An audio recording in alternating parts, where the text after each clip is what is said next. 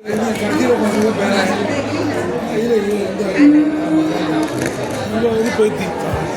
அம்மையோட பொண்ணு அம்மா பக்கத்தில் பொண்ணோட பையன் பார்க்கலாம் ராமபுரத்தை பையன் சின்ன ஸ்ரீ குருப்யோ நமஹ. ஹர ஹர நம பார்வதி பதையே ஹர ஹர மகாதேவா. தென்னாடுடைய சிவனே போற்றி, எந்நாட்டவர்க்கும் இறைவா போற்றி. ஏகம்பத்துரை எந்தாய் போற்றி, பாகம் பெண்ணுரு ஆனாய் போற்றி. காவாய் கனகத்திலே போற்றி, திருக்கைலை மலையானே போற்றி போற்றி. திருச்சிற்றம்பலம்.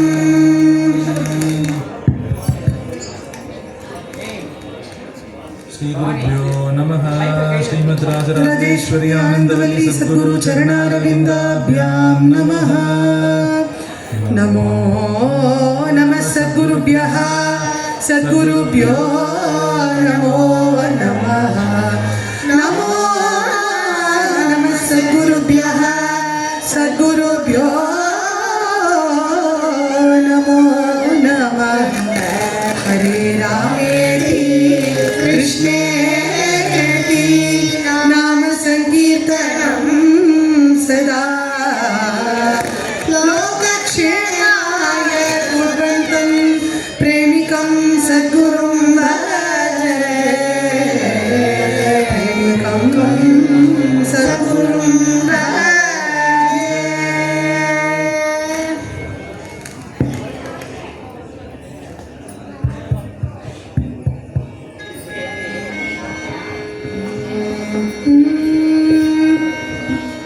वातापि गणपतिं भजे हम. वातापि गणपतिं भजे हम. वातापि गणपतिं भजे हम. वातापि गणपतिं भजे हम. वातापि गणपतिं भजे हम.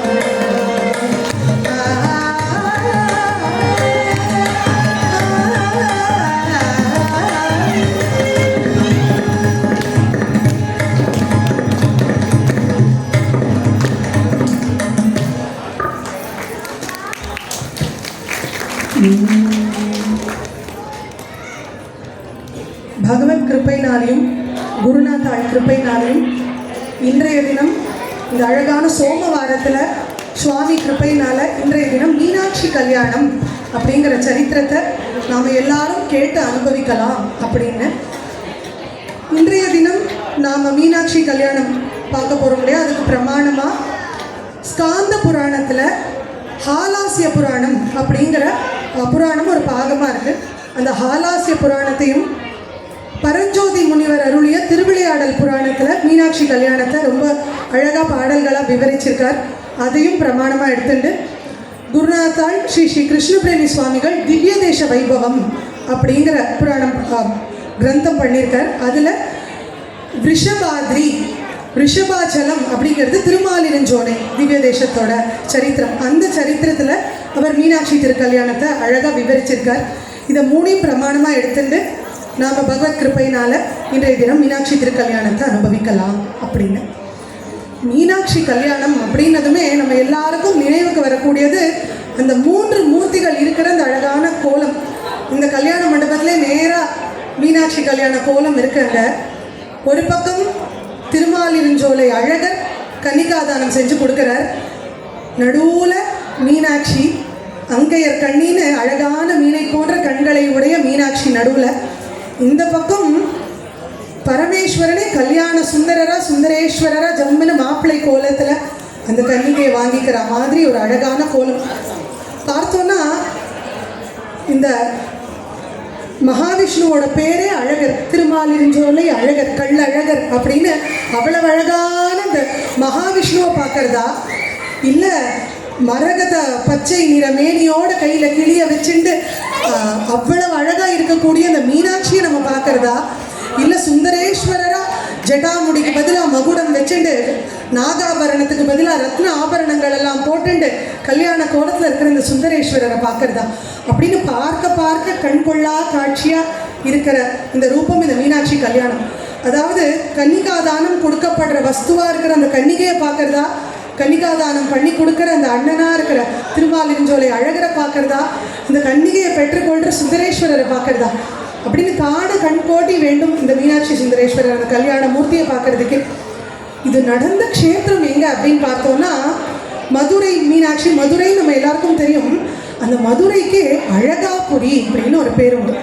ஏன்னா அந்த நடந்த க்ஷேத்திரமும் அவ்வளவு அழகான சுந்தரமான மதுரா க்ஷேத்திரம், தென் மதுரை க்ஷேத்திரத்தில் நடக்கிறது.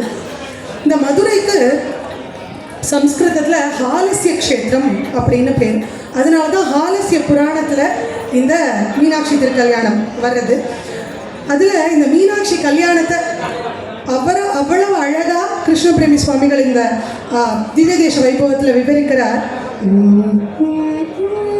ததா சர்வேஸ்வரோ விஷ்ணு ரிஷபாத்விநிகேதனः ददौ स्वभगिनीं प्रेम्णा स्वयमेव शिवाय सह सर्वसौन्दर्यसंयुक्ता साक्षात् दत्तां च विष्णुना. தன்னுடைய தங்கையான மீனாட்சியை கன்னிகாதானம் பண்ணி கொடுக்கறதுக்காக அந்த அழகர் வரார் அப்படின்னு அவ்வளவு அழகா விவரிக்கிறார். சரி, இந்த மதுரைக்கு ஹாலசிய க்ஷேத்திரம்னு சொல்கிறோம். தமிழில் இந்த மதுரைக்கு அழகான ஒரு பேர் திரு ஆலவாய்ங்கிற பேர். திருஞான சம்பந்தர் மதுரை க்ஷேத்திரத்துக்கு வந்த உடனே பாடுறார், அங்கையர் கண்ணி தன்னோடும் அமர்ந்த ஆலவாய் ஆவதும் இதுவே.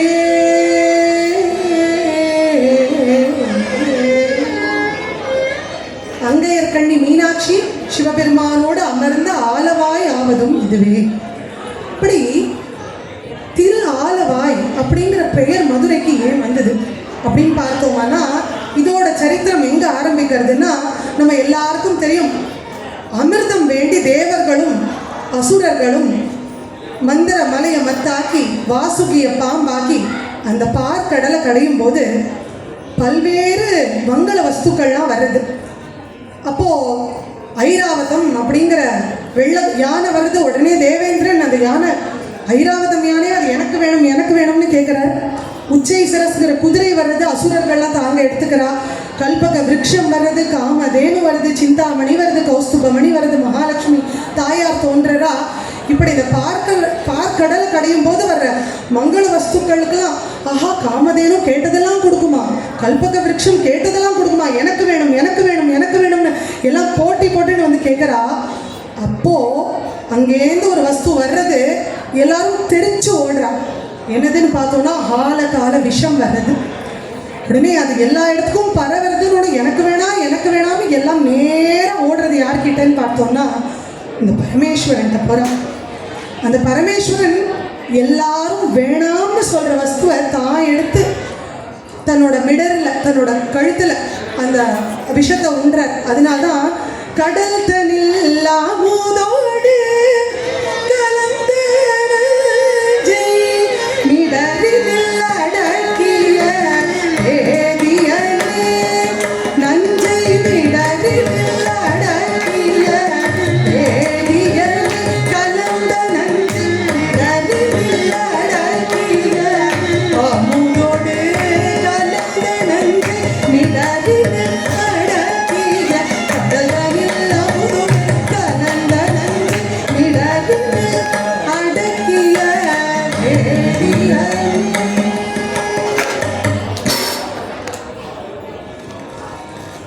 தேவாரம்ல கொண்டு கூட்டும் முறைன்னு இதுக்கு பேர். விடரினில் அடக்கிய வேதியனே, நஞ்சை விடரினில் அடக்கிய வேதியனே, அமுதோடு கலந்த நஞ்சை விடரினில் அடக்கிய வேதியனே. ஏன்னா நம்ம எல்லாரும் சொல்றது ரொம்ப சாதாரணமாக சொல்லிட்டு போயிடுவோம். சிவபெருமான் அந்த ஆழகால விஷயத்தை சாப்பிட்டுட்டார், அதை ஏற்றுட்டார் அப்படின்னு. எவ்வளோ பெரிய விஷயம். ஒரு எல்லாரும் வேணும் வேணும்னு கேட்கறத எடுத்துக்கிறது பெரிய விஷயம் இல்லை. அந்த அமிர்தத்தை வேண்டி அமிர்தம் சாப்பிட்டா நம்ம அமரர்களாக இருக்கலாம் அப்படின்னு தேவர்கள் நினைச்சது பெரிய விஷயம் இல்லை. அந்த விஷத்தை சாப்பிட்டா கூட பரமேஸ்வரன் என்றைக்கும் அந்த அமரராக இருக்கார், ஈஸ்வரனாக இருக்கார் அப்படிங்கிறது தானே பெரிய விஷயம். அதனால தான் இந்த தேவாரத்தில் அதை ஒவ்வொரு வார்த்தையாக கொண்டு சேர்ப்பா. கடல் தனில் அமுதோடு கலந்த நஞ்சை மிடரினில் அடக்கிய வேதியனே, அமுதோடு கலந்த நஞ்சை மிடரினில். அப்பயாவது நம்ம மனசுக்கெல்லாம் அது எவ்வளோ மகத்தான விஷயம் அப்படிங்கிறது புரியாதா அப்படிங்கிறதுக்காக அப்படி கொண்டு சேர்ப்பா. அப்படி அந்த பரமேஸ்வரன் எப்பேற்பட்ட ஒரு பிரபாவத்தை உடையவர் அப்படின்னு பார்த்தோம்னா, அந்த பரமேஸ்வரன் அவருக்கு ஆசுதோஷின்னு பேர்.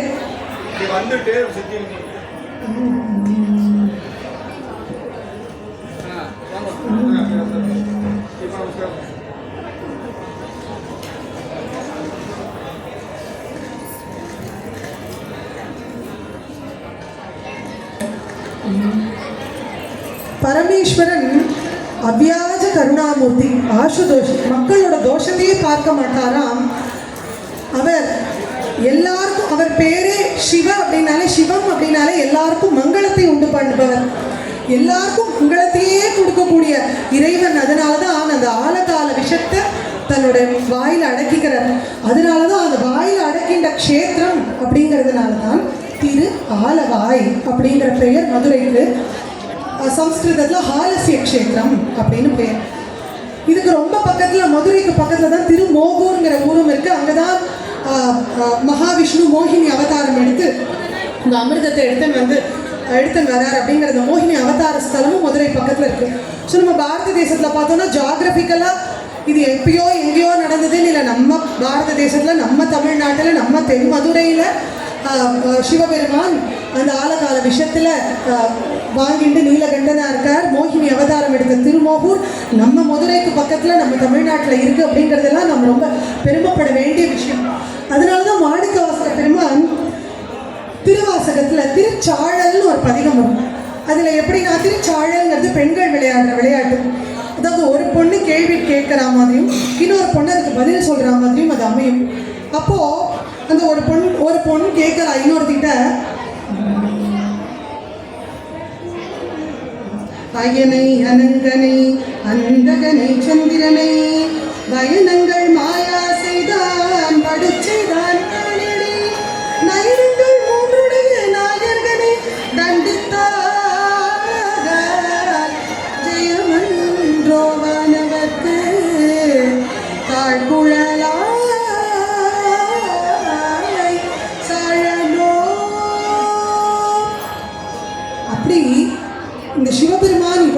சுதோஷி, எல்லார்கிட்டையும் கருணை புரியவர்னு சொல்றியே, இந்த சிவபெருமான் தானே மன்மதனை எரிச்சார், இந்த சிவபெருமான் தானே காலனை காலால் உதைத்தார்.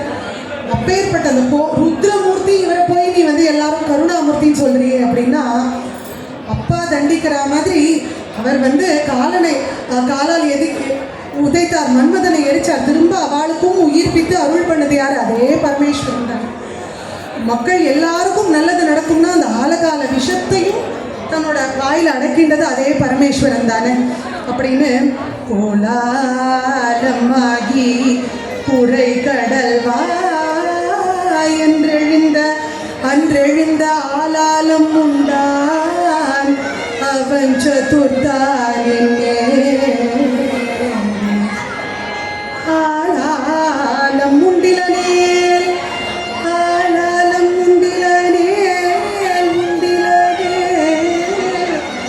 அன்று அயன்மால் உள்ளிட்ட மேலாய தேவர் எல்லாம் வீடுவர்கான் சாழலோ. மாணிக்கவாசகருடைய திருவாசகம் அவர் மட்டும் அந்த ஆலகால விஷயத்தை எடுத்துக்கலைன்னா அந்த அயன்மால் உள்ளிட்ட மேலாய தேவர் எல்லாம் வீடுவர்கான். அப்போ எப்பேற்பட்ட கருணாமூர்த்தி அந்த சிவபெருமான். இதனால தான் திரு ஆலவாய் க்ஷேத்திரத்துக்கு அவ்வளோ மகத்துவம்னா ஒன்றும் இல்லை, அந்த திரு ஆலவாய் க்ஷேத்திரத்தோட திருநீருக்கு அவ்வளோ மகிமை. அந்த திருநீரை கொண்டுதான திருஞான சம்பந்த பெருமான் மதுரை க்ஷேத்திரத்துக்கு வரார். அப்போது மதுரை க்ஷேத்திரத்தில் சமண சமயம் மேலோங்கி இருந்த சமயம் அந்த ஊர் ராணி மங்கையர்க்கரசியார் கூப்பிட திருஞான சம்பந்த பெருமான் மதுரை க்ஷேத்திரத்துக்கு வரார். அந்த சமணர்கள் திருஞான சம்பந்தர் எங்கேயாவது இங்கே சைவத்தை கொண்டு வந்துட போகிறாரோங்கிற பயத்தில் அவர் இருந்த வீடுக்கு நெருப்பு வச்சிடுறார். ஒரு ஊரில் மக்கள் செய்கிற பாவம் மன்னனை போய் சேருமா? இந்த காலத்தில் யோசிச்சு பாருங்க. அப்போ மன்னன் செய்கிற பாவம்லாம் எங்கே போகிறது? மக்கள் செய்கிற பாவமே மன்னனை போய் சேரும்னா மன்னன் பாவம் செய்கிற கலிகாலத்தில் என்ன பண்ணுறது? அப்போது அந்த சமணர்கள் திருஞான சம்பந்தருடைய திருமாளிகைக்கு தீ வைத்தது அந்த மன்னனுக்கு தீராத வெப்பு நோயா வந்துடுதான். உடம்பெல்லாம் எரியறது, தகிக்கிறது, என்ன பண்ணியும் சரியாகலை. உடனே மங்கையர்க்கரசியார் மெதுவாக ராஜா கிட்ட போய் சொல்றா, திருஞான சம்பந்தர் வந்திருக்கார், அவரால் மட்டும்தான் உங்களோடதை சரி பண்ண முடியும்னு உடனே கூப்பிட வர்றார். என்ன செஞ்சா என் வெப்பு நோய் சரியாகும் அப்படின்னு தவிக்கிறான் மன்னன். உடனே திருஞான சம்பந்தர் எதுவும் செய்யலை, நேர திரு ஆலவாய் மதுரை க்ஷேத்திரத்துக்கு போறார். சுந்தரேஸ்வரரை வணங்குறார். அங்கேருந்து அந்த விபூதி எடுத்துன்னு வர்றார், திருநீர் எடுத்துன்னு வர்றார், ஒரு பக்கம் பூசுறார். உடனே பாடுறார், மந்திரமாவது நீரே கணவர் மேலது நீரே மந்திரமாவது நீரே கணவர்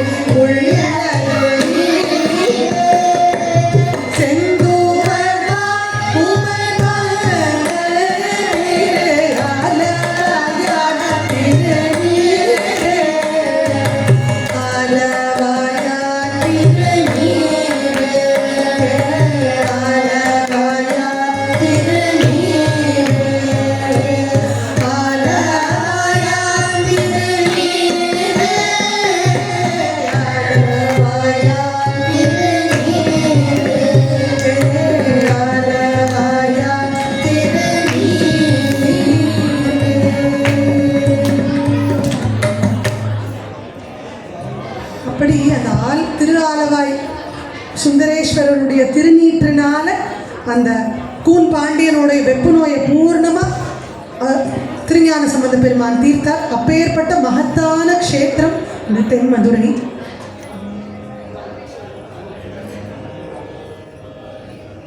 நம்முடைய தமிழ்நாட்டில் மதுரையில் அந்த சமயம் எந்த மன்னன் ஆட்சி புரியறார் அப்படின்னு பார்த்தோம்னா மலையத்வஜ பாண்டியன், அவருடைய மனைவி சோழ ராணி காஞ்சனமாலை. இந்த மலையத்வஜ பாண்டிய மன்னனுக்கு எதனால் அந்த பெயர் காரணம் அப்படின்னு பார்த்தோம்னா, பொதுவாக அந்த நாளில் ராஜா அவர்களுடைய கொடியில் ஒரு சின்னம் வச்சுருப்பான். இப்போ சோழ ராஜானா புலிக்கொடி, சிவபெருமானா ரிஷபக்கொடி, முருகப்பெருமானா சேவல் கொடி. அதுபோல் இந்த மலையத்வஜ மன்னன் பார்த்தோம்னா தன்னுடைய குருநாதரா அகத்திய முனிவர் இருக்கக்கூடிய அந்த பொதிகை மலையை சின்னமாக வச்சுருக்கார். அதனால தன்னுடைய கொடியில மலையை சின்னமாக வச்சுருந்ததுனால மலையத்வஜ பாண்டியன் அப்படிங்கிற அந்த பெயர். இந்த ராஜா எப்படி ஆட்சி பண்றார் அப்படின்னு பார்த்தோம்னா, மதுராயாம் பூர்வமாசீத் பூபதிர்மலயத்வஜ பாண்டிய தேசே வசன் ராஜா कृत्वा दिग्विजयो राजा गजं स्वमलयाचले स्थापयामास धर्मात्मा तस्मात् मलयध्वजः स्थापयामास धर्मात्मा.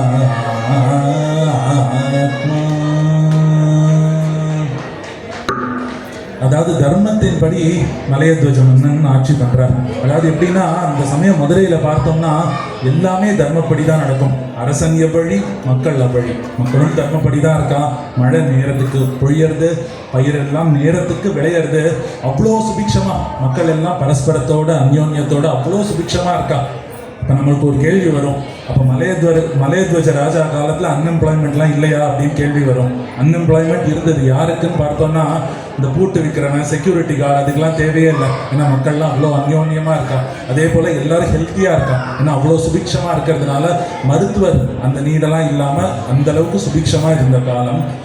அந்த ராஜா பார்த்தோம்னா அனுதினமும் கங்கா ஸ்நானம் செய்வார். அடுத்த கேள்வி வரும், ராஜா மதுரையில் இருக்கார், கங்கை நதி வடக்க ஓடுறது, எப்படி டெய்லி போய் அவர் வந்து கங்கா ஸ்நானம் பண்ணுவார் அப்படிங்கிற அந்த கேள்வி வரும். ஆகாஷகம் விமானம் ஸ்வயம் ஆருஹ்ய சதினே தினே கங்கா ஸ்நானம் கரோதி ஸ்ம சீதமுத்தமம். அவர் எப்படி கங்கா ஸ்நானம் பண்ண போவார் அப்படின்னு பார்த்தோம்னா, அவர்கிட்ட ஆகாஷ விமானம் ஒன்று இருந்தது.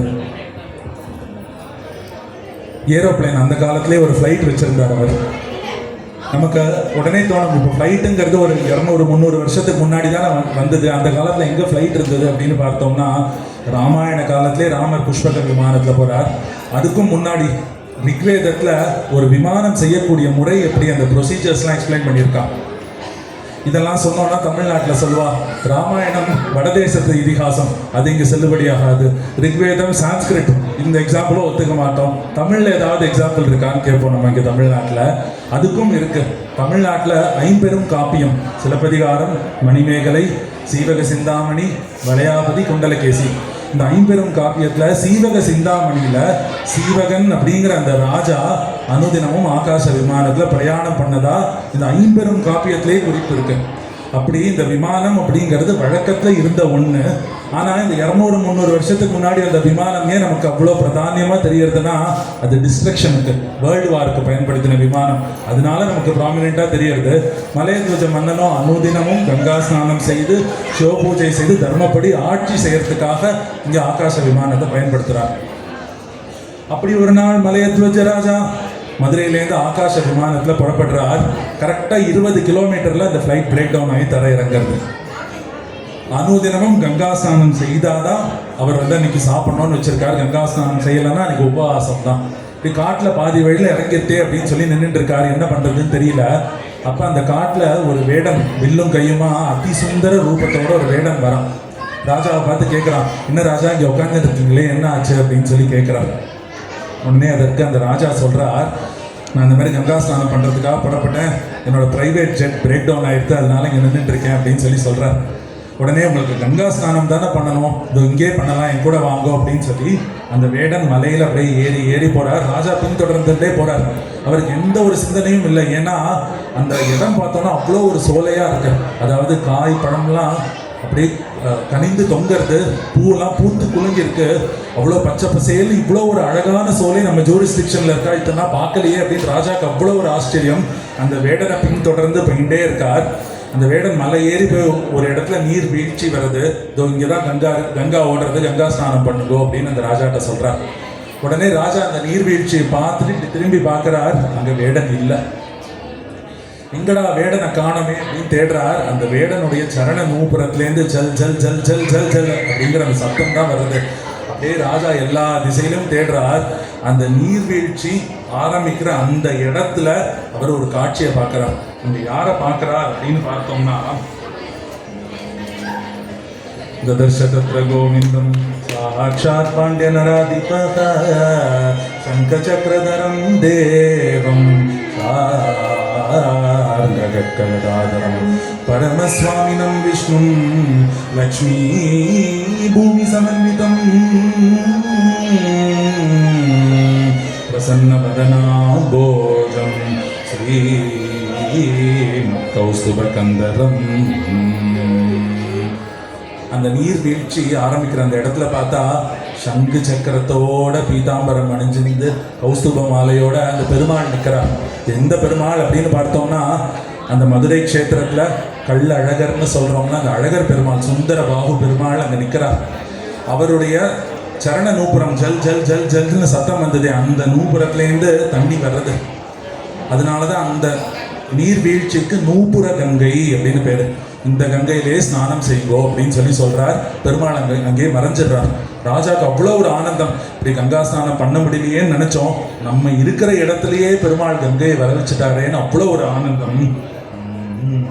ததர்ஷ ராஜா சலீலம் பாவனானாஞ்ச பாவனம் பத்தாஞ்சலி புடோ ராஜா பாஸ்பலோச்சனः துஷ்டாவ விஷ்ணும் வரதம் ரிஷபாச்சலநாயகம்.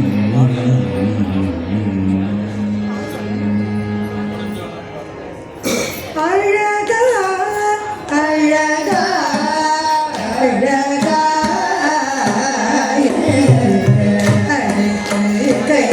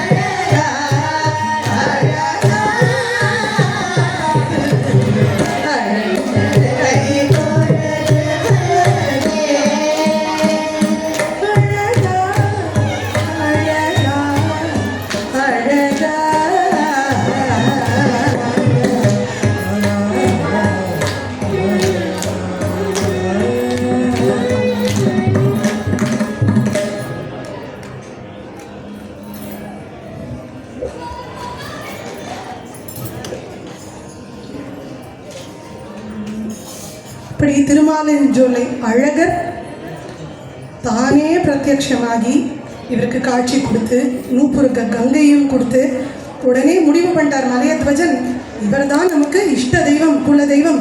நமக்கு வந்து இவ்வளவு தூரம் பெருமாள் அருள் பண்ணியிருக்காரே, தினமும் அந்த திருமாலிருஞ்சோலை அழகரையும் வணங்கி, சரி மதுரை தென்மதுரை க்ஷேத்திரத்தில் எல்லாமே சந்தோஷமாக இருக்குது, மக்கள்லாம் சுபிக்ஷமாக இருக்கா அப்படின்னாலும் ராஜாவுக்கு ஒரே ஒரு மனக்குறை இருக்கா. தஸ்ய ராஜ்யः பிரவயசः புத்திரபாக்யம் ந வித்யதே தஸ்மாத் சுதுக்கிதோ நித்யம் சக்ரே நானாவிதம் விரதம் சிந்தயாமாஸ தர்மாத்மா ஹிருதயே நிர்மலே ஸ்வயம் நூனம் மத்பூர்வபாபேன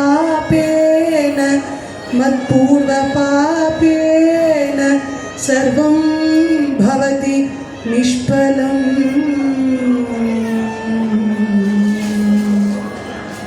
இந்த ராஜாவுக்கு ஒரு மனசில் ஒரு குறை, புத்திர பாகியம் ந வித்யதே. இன்னொரு இந்த ராஜ்ய பரிபாலனம் செய்யறதுக்கு எனக்குன்னு அடுத்து ஒரு புத்திரன் இல்லையே.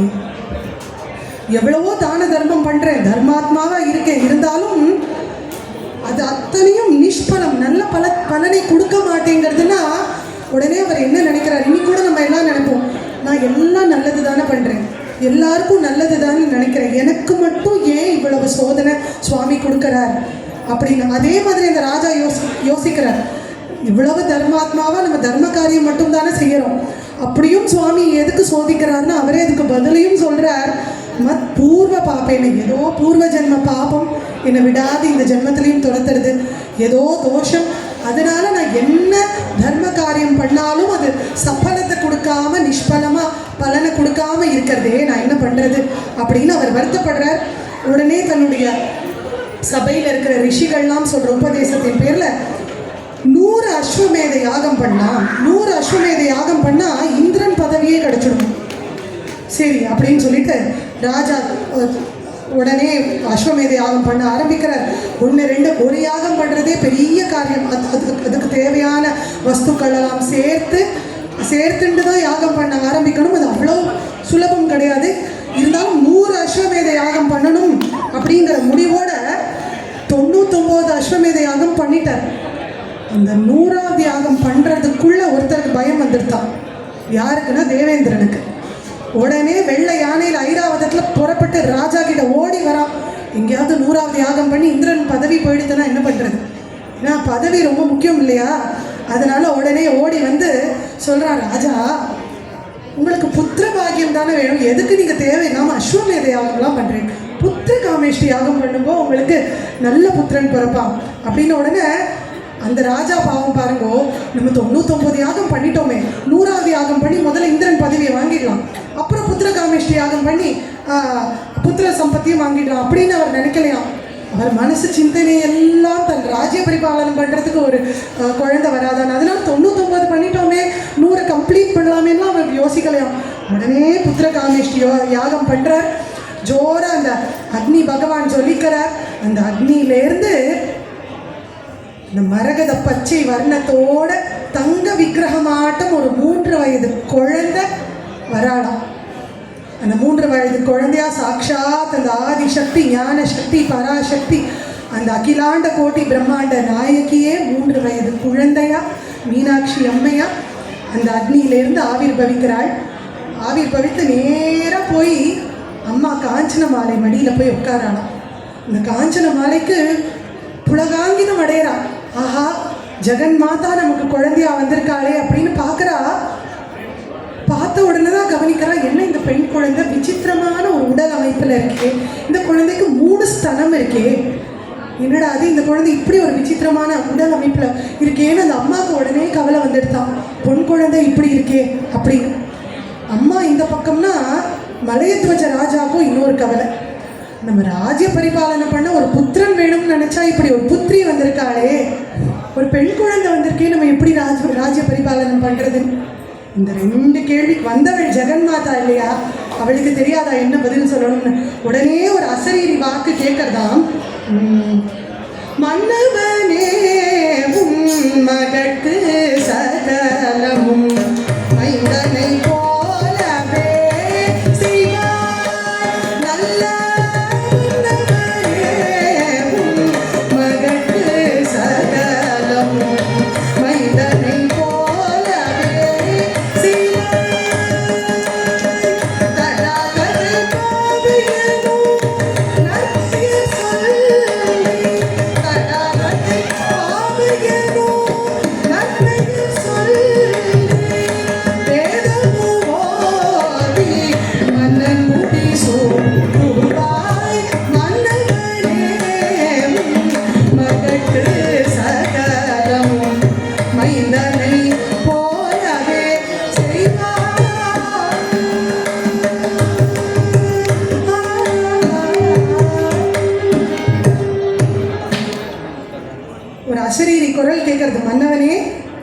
உன் மகட்கு சகலமும் மைந்தனை போலவே செய்வாய்.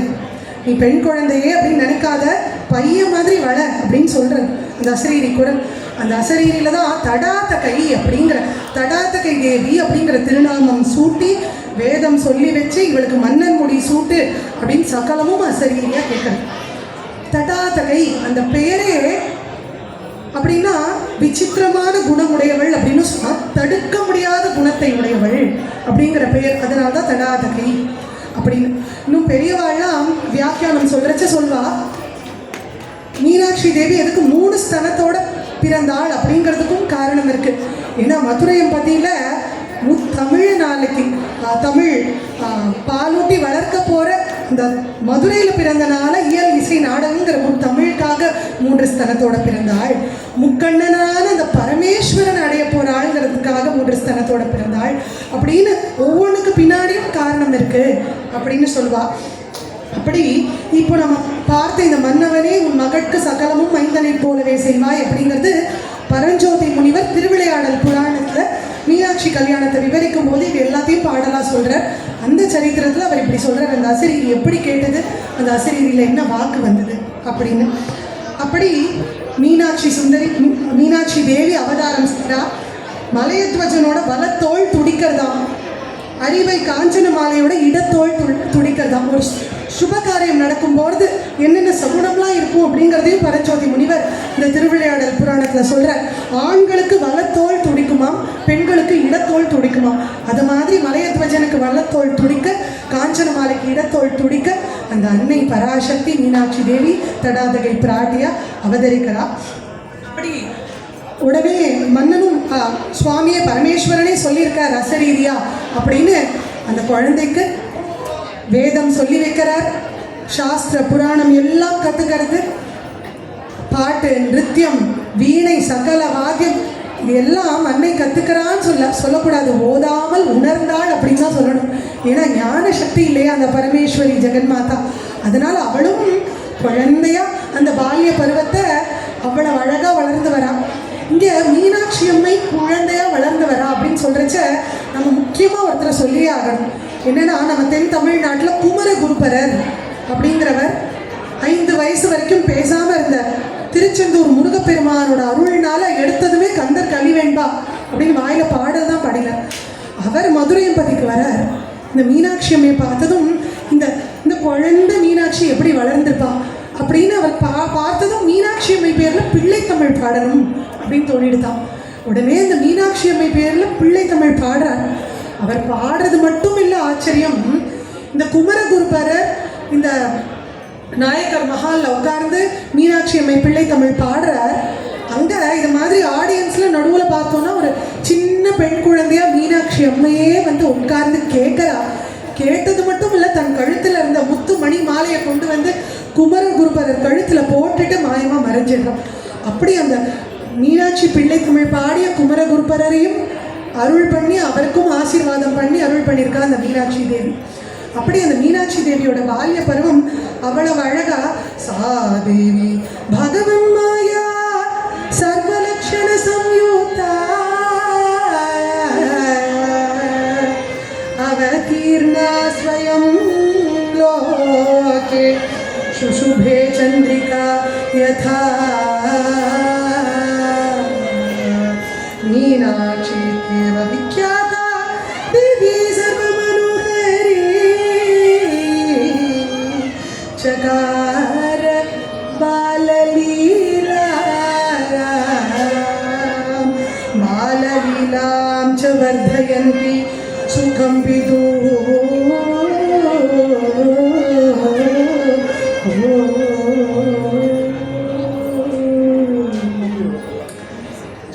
அப்படி தன்னோட சகிகளோட அவ வில் வாழ் போர்க்களை ஒன்று விட்டு வைக்கலையாம், எல்லாம் கற்றுக்கிறா. வீணை வாசிக்கிறா, பாட்டு பாடுறா, நடனம் ஆடுறா. கையில் கிளி கொண்டவளே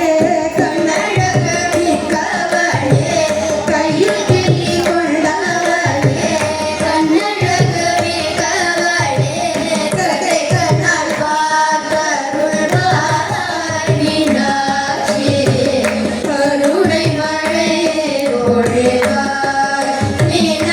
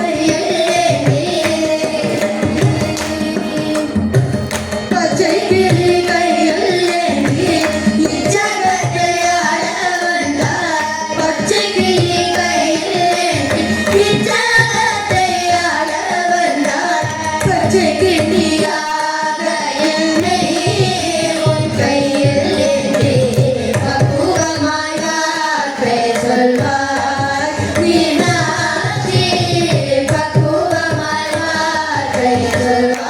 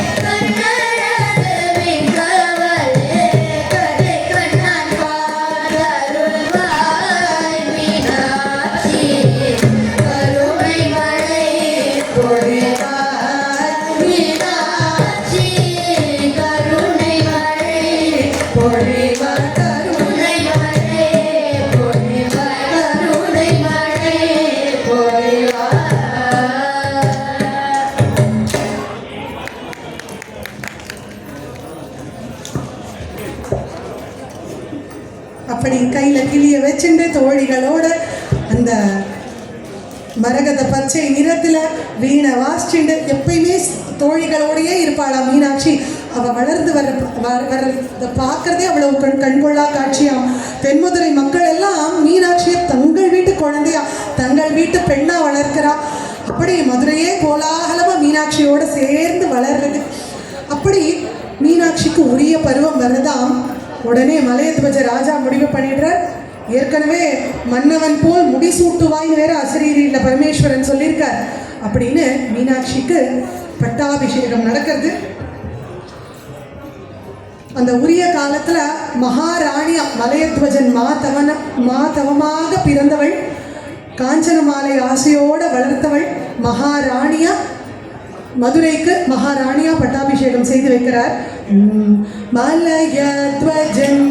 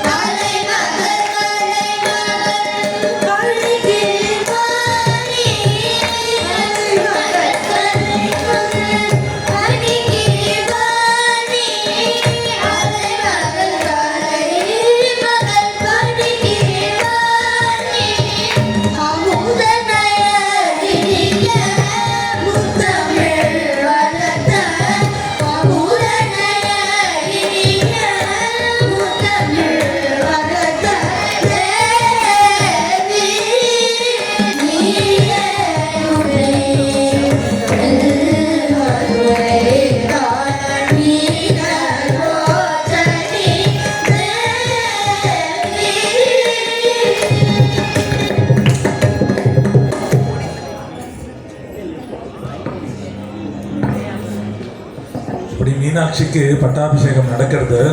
இந்த இடத்துல பரஞ்சோதியார் சொல்றார், மண்ணாடு மகர் கழித்து மண்ணாடு மகர் கழித்து வாநாடு பெற்றா நம் மகவு பெற்றா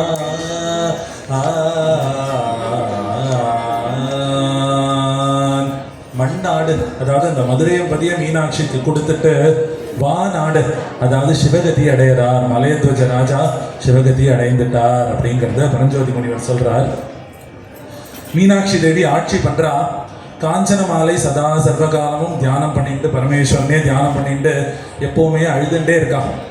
ஏன் அழறா அப்படின்னு பார்த்தோம்னா, மதுரையில் எல்லார் வீட்லேயும் கல்யாணம் வருதே, இந்த மீனாட்சிக்கு ஒரு கல்யாணம் வரக்கூடாதா அப்படின்னு சொல்லி சதா சர்வகாலமும் பரமேஸ்வரனை தியானம் பண்ணி அழுதுண்டே இருக்கா. இப்படி அம்மா அழறத பார்த்த மீனாட்சி நினச்சிக்கிறா, அதாவது நம்முடைய அப்பா வடதேசம் எல்லாத்தையும் போர் எடுத்து ஒரு பெரிய சாம்ராஜ்யத்தையே ஆட்சி பண்ணார். அவருடைய மகள் நம்ம இன்னும் வீர செயல் எதுவுமே இன்னும் காட்டல போல இருக்கு, அதனாலதான் அம்மா அழுதுண்டே இருக்கா அப்படின்னு நினைச்சிட்டு திக்விஜயத்துக்கு புறப்படுறா. ரத கஜ துரக பதாதியோட திக்விஜயத்துக்கு புறப்படுறா. மதுரையிலேருந்து வீரர்களை அழைச்சிட்டு இல்லை, வீராங்கனைகளை அழைச்சிட்டு மீனாட்சி தேவி புறப்படுறா. முதல்ல சுத்து வட்டாரத்தில் இருக்கக்கூடிய எல்லா அரசர்களையும் போருக்கு அழைக்கிறான். அங்கம், வங்கம், கலிங்கம், பப்பரம், பல்லவம், கூர்ச்சரம், மச்சம், மராட்டம், இப்படி எல்லா தேசத்தோடையும் போர் புரியறான். சில பேர் என்ன பண்றாங்கன்னா போருக்கு முன்னாடியே சரண்டர் ஆயிடுறா, சில பேர் போர்ல தோத்து சரண்டர் ஆறா. அவர்களுடைய சேனையும் யானைப்படை, குதிரைப்படை, எல்லா சைன்யமும் மீனாட்சி தேவியோடைய சைன்யத்தோட சேர்றது. அதாவது சைன்யம் சேர்ந்துட்டே போறது, டெலிஷனே இல்லை, எல்லாம் அடிஷன் தான். எல்லா சைன்யமும் மேல மேல மேல மேல சேர்றது. இப்படி சுத்தி இருக்கக்கூடிய எல்லா ராஜாவையும் ஜெயிச்சதுக்கு அப்புறம் என்ன பண்றதுன்னு பார்க்கறா மீனாட்சி தேவி. அடுத்தது இந்திரன் இருக்கக்கூடிய திசைக்கு போறா. உடனே இந்திரன் யோசிக்கிறான், அன்னைக்கே அவ அப்பா அஸ்வமேத யாகம் பண்ணப்ப நம்ம எப்படியோ தடுத்து நிறுத்தி நம்ம தான் ஐடியா கொடுத்தோம் புத்திர காமேஷ்டி யாகம் பண்ணுன்னு. இன்னைக்கு அந்த ஐடியாவே நமக்கு பிரச்சனையா வரால மீனாட்சி தேவின்னு பார்க்கிறார். நேரா இந்திரனுக்கு அந்த போர் இதெல்லாம் அந்த உடன்பாடு கிடையாது. நேரா போய் சமரசம் காலில் விழுந்துடுறார், சரண்டராரார். காமதேனு, சிந்தாமணி, கற்பக விருட்சம் எல்லாத்தையும் மீனாட்சி தேவிகிட்ட கொடுத்துடுறாரு. அங்கேருந்து அடுத்தது அக்னி இருக்கக்கூடிய திசைக்கு போறா மீனாட்சி. உடனே அக்னி பகவான் சொல்றார், மீனாட்சி தேவியை வணங்கக்கூடிய அன்பர்களுக்கு அக்னி மாத்திரமா எந்த ஒரு இன்னல்களும் வராது, அபயம் அப்படின்னு சொல்லி மீனாட்சி தேவிகிட்ட சரணம் அடைகிறார். அடுத்தது யமன் இருக்கக்கூடிய திசைக்கு மீனாட்சி போறார். யமதர்மராஜா பார்க்கிறார், ஒரு பெண் தானே வரா அப்படின்னு சொல்லி எரும மாடு மேல ஜம்முன்னு ஏறி ஒரு கையில திரிசூலம் ஒரு கையில கதை எடுத்துட்டு போருக்கு வர. பக்கத்துல சித்திரகுப்தன் சொல்றார், பிரபு ரொம்ப நாள் முன்னாடி ஒரு காலால உத வாங்கினீங்க, ஞாபகம் இருக்கா? யாரோட கால் தெரியுமா அப்படின்னு சொல்லி கேட்கிறார். யமன் சொல்றார், சிவனுடைய கால். இல்ல, இடது காலால உதவி வாங்கினீங்க. அந்த இடது கால் யாருடையதுன்னா சாட்சாத் அந்த பரமேஸ்வரியனுடைய கால். அந்த பரமேஸ்வரனுடைய பாதத்தால ஒரு உத வாங்கினீங்க. இன்னைக்கு வர்ற அந்த பெண் யாருன்னா சாட்சாத் அந்த பரமேஸ்வரியின் அவதாரம் மீனாட்சி தேவி வரா. போருக்கு போனோமா அப்படின்னு யோசிச்சுக்கோங்க அப்படின்னு சொல்லி சித்திரகுப்தன் சொல்றார். உடனே அந்த காலன் யோசிக்கிறார், ஒரு காலால உத வாங்கினப்பயே அவ்வளோ அவஸ்தப்பட்டோம், இப்போ இரு காலால உத வாங்கினா முக்காலத்துக்கும் எந்திருக்க முடியாதுன்னு காலன் யோசிக்கிறான். நேராக கையில் இருக்கக்கூடிய கதை திரிசூலம் எல்லாத்தையும் கீழே போட்டுட்டு நேராக மீனாட்சி காலில் போய் விழறான். உடனே மீனாட்சி கேட்குறா, இந்த இடத்துல வாரியார் சுவாமிகள் ரொம்ப அழகாக சொல்வார். மீனாட்சி கேட்குறா, என்னப்பா போருக்கு தானே வந்தால் இப்போ காலில் விழறியே அப்படின்னு மீனாட்சி தேவி கேட்க, அதற்கு யமதர்மராஜா சொல்கிறார், அம்மா சொக்கம்மா, நீயே திக்கம்மா, நான் ஒரு மக்கம்மா, வந்தது நீர் தெரியாம போருக்கு வந்துட்டேன், உன்னுடைய பக்தர்களுக்கு கால பயம் யம பயமே இல்லாமல் இருக்கட்டும் அப்படின்னு உத்தரவாதம் கொடுத்து நமஸ்காரம் பண்றார் யமதர்மராஜா. அடுத்த அஷ்ட திக் பாலர்கள் எல்லாரையும், வருணன், வாயு, ஈசானன், குபேரன், எல்லா திக் பாலர்களையும் ஜெயிக்கிறார். அங்கேருந்து அடுத்த சத்தியலோகம் போறான். சத்தியலோகத்துல பிரம்மா சரஸ்வதி இருக்கார். பிரம்மா சொல்றார், நான் அதிகம் வயதானவர், என்னால் இந்த போர்லாம் பண்ண முடியாது, உன்னுடைய பக்தர்களுக்கு நல்ல எழுத்தா நல்ல தலை சொல்லியே அமைச்சு தரேன், என்னை விட்டுடுமா அப்படின்றார் பிரம்மா. அங்கேருந்து அடுத்த வைகுண்டத்துக்கு போகிறான். மகாவிஷ்ணு தாயார் இருக்கா. மகாவிஷ்ணு சொல்கிறார், மீனாட்சி இது உன்னோட பிறந்த அம்மா, இது உன்னோட பிறந்த வீடு, நான் உன்னோட அண்ணா, உனக்கு நாளைக்கு கல்யாணம் நிச்சயமானா நான் தான் கன்னிகாதானம் பண்ணணும், என்னை விட்டுடு, உன்னுடைய பக்தர்களுக்கு அஷ்டலக்ஷ்மி கடாட்சமும் என்றும் நிலைத்திருக்கும் அப்படின்னு மகாவிஷ்ணு உத்தரவாதம் கொடுக்கிறார். அங்கேருந்து எஞ்சி இருக்கக்கூடியது ஒரே ஒரு திசை. எந்த திசைன்னு பார்த்தோம்னா கைலாயத்தை நோக்கி போறா. இந்த மீனாட்சி தேவியினுடைய சைன்யம் பார்த்தோம்னா பொதுவாக ஒரு போர் ஜெயிச்சாலே எல்லாம் அவ்வளோ ஆரவாரத்தோடு இருப்பார்கள். அதுவும் இதெல்லாம் மகளிர் அணி வேற. எடுத்த போர் எல்லாமே ஜெயம், எல்லாமே வெற்றி.